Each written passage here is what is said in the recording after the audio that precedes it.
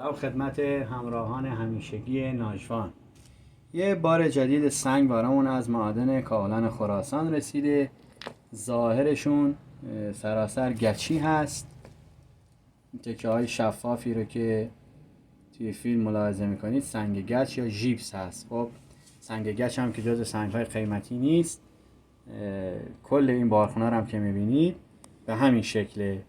بریم برشش بزنیم ببینیم داخل این سنگ ها چه خبره.